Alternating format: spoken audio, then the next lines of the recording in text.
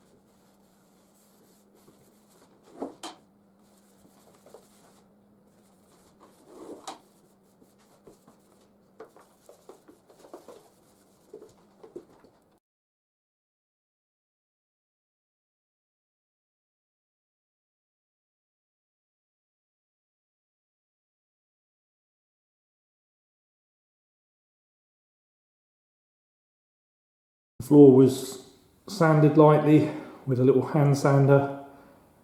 I didn't want to use a big floor sander because the floor isn't that bad and I don't like seeing a perfectly smooth floor in a 100-year-old house. It doesn't look right somehow. So what I've done is I sanded this with a small sander and kept some of the imperfections and the unlevelness of the small planks. There's only 0.5 millimetre in it, but I don't know if you can see here, for instance, you can see that some of the boards are not as high as others, and it just adds to the character of the room. So this has had 2 coats of a clear acrylic varnish, which should make it last for a long time without needing anything to do.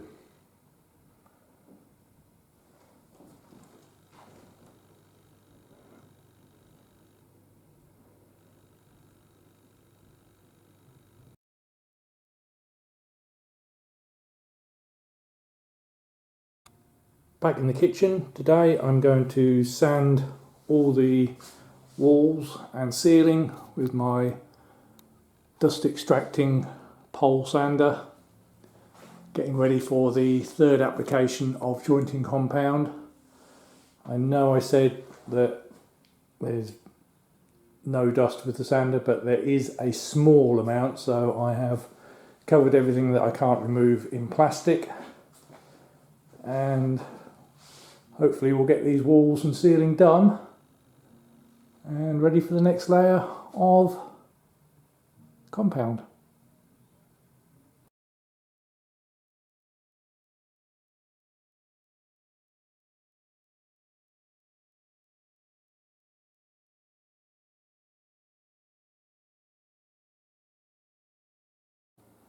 So the sanding is done. It didn't take too long. I must admit I like sanding the walls better than I do the ceiling, but I think I'd like it even less if I was doing it by hand. So the next thing to do is apply the 3rd layer of compound on the joints and let that dry and then sand that down.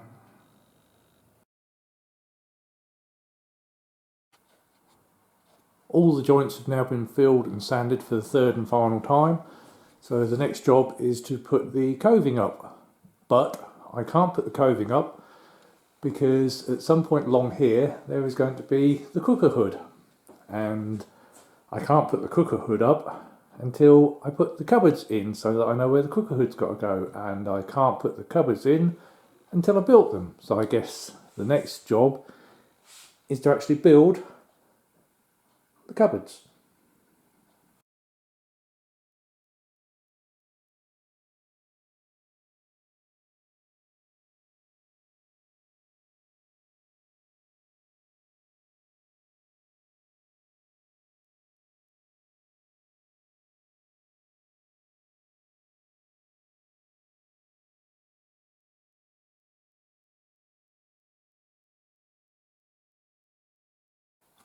So the first cupboard is on the wall. It took a bit more work to fix it up than I was hoping, mainly because if you remember I put a board behind the plasterboard to screw the cupboards on, and then I went and ordered extra tall cupboards so the actual board doesn't fit where I was meant to.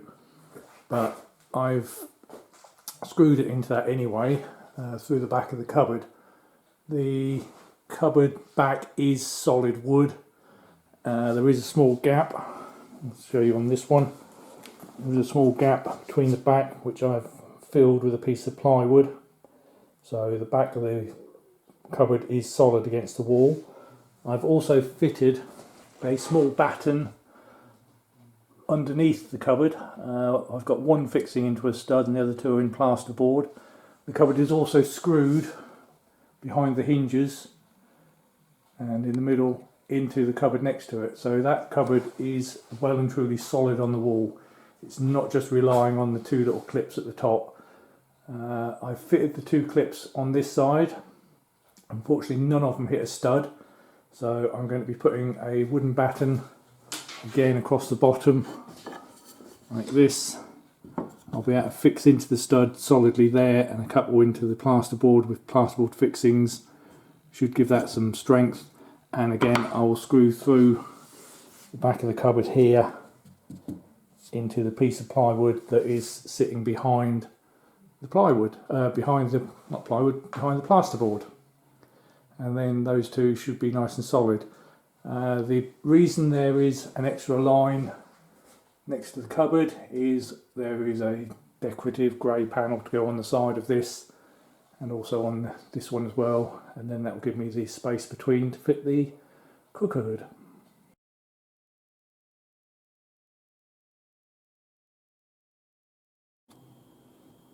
A couple of afternoons work and I've got the cupboards up on the wall here and the cooker hood. I need to get a bit more vent hose for the cooker hood because it doesn't quite reach as far as I need it to. I had to move the electric socket for the cooker hood because that was right where the chimney's going to go, but that's didn't take long to do. Obviously the cupboard's all open. I've got shelves inside. They're nice and sturdy on the wall. You can't see the batten underneath unless you go right down, so that's good. So this side I've got some pelmet to go around the top still. That will go on when I've done the doors on the corner cupboard, and I put some doors over this side. I have got cabinets to go up here next.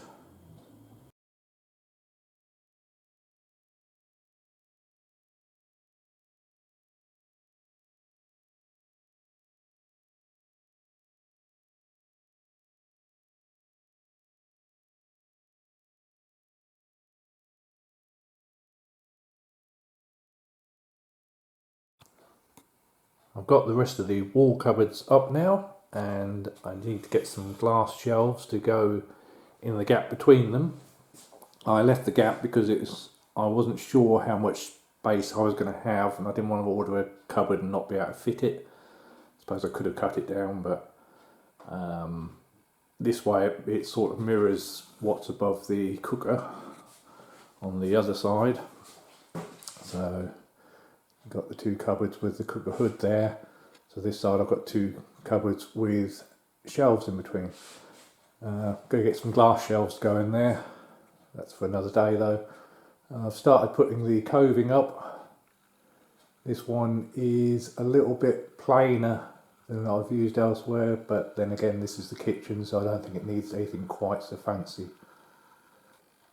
Again, it's polystyrene and it just glues up But yeah, we're getting somewhere with the kitchen now. All the cupboard doors are on the base units, the plinth ceiling apart from underneath the dishwasher, and the corner cupboard still needs the doors putting on.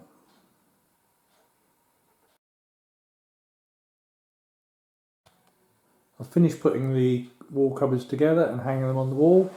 I've put some temporary wooden shelves in there because I haven't got the glass ones yet, and I've completed putting coving up around the edge because I've now got the extractor fan in position.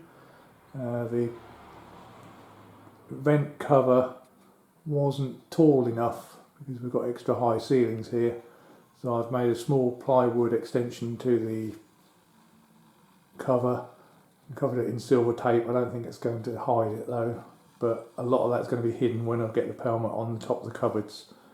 So the job today is to put the sealer on all the plasterboard and around on the coving, ready for painting.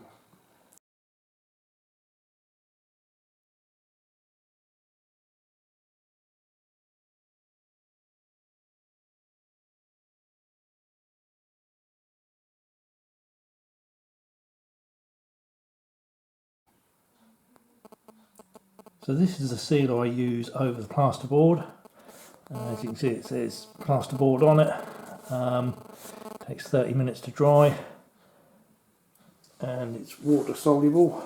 Now, I know some people have had trouble opening this sort of tin with the metal lugs around the top. So I'm just going to show you how I do it, if I can get the camera on the tripod.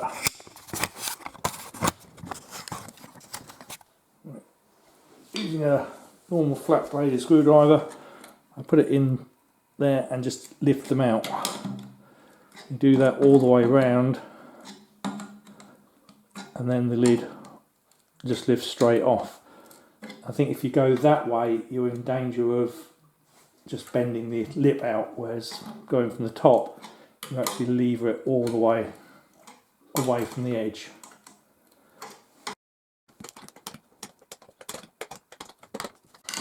Once it's all the way around the edge, it just lifts off nice and cleanly. Needs a bit of a stir.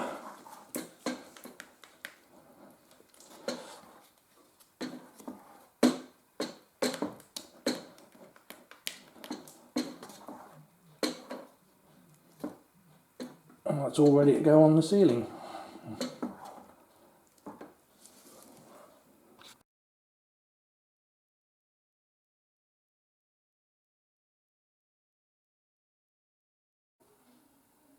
Right, that's 2 coats of the sealer now put on all the plasterboard in this room and around the coving as well. So, like I say, I can't paint until I get the ceiling rows to go above the light, but that's certainly made a difference to the room.